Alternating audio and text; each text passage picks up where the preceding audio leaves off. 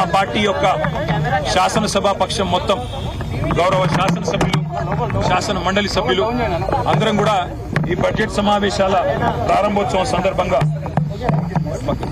సమావేశం సందర్భంగా మరి ఇక్కడ తెలంగాణ అమరవీరులకు విద్యార్థి అమరవీరులకు నివాళులు అర్పించి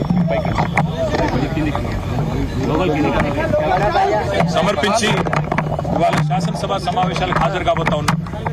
వాస్తవం ఏంటి అంటే ఈరోజు ఈ రాష్ట్రంలో పరిస్థితి 100 రోజుల్లో 6 గ్యారంటీలు అమలు చేస్తామని, అందులో ముఖ్యంగా రాహుల్ గాంధీ గారు మేము రాష్ట్ర ప్రభుత్వంలోకి వచ్చిన మరుక్షణమే మొదటి కేబినెట్లోనే మరి 6 గ్యారంటీలకు చట్టబద్ధత కల్పిస్తామని చెప్పి ఇప్పటికీ 2.5 సంవత్సరాలు గడిచినా ఇంతవరకు చట్టబద్ధత కల్పించలేని మాట వాస్తవం.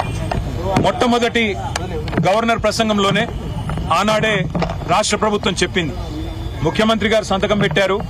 ఇంకా అప్పుడు తమిళిసై సౌందరరాజన్ గారు గవర్నర్ గా ఉన్నారు. వారి నోటంబడి చెప్పించారు. రాష్ట్ర ప్రభుత్వం వెంటనే చట్టబద్ధత కల్పిస్తుందని చెప్పి వారు ఆనాడు చెప్పినప్పటికీ ఇప్పటికి 2.5 సంవత్సరాలు ఇది 3వ గవర్నర్ ప్రసంగం.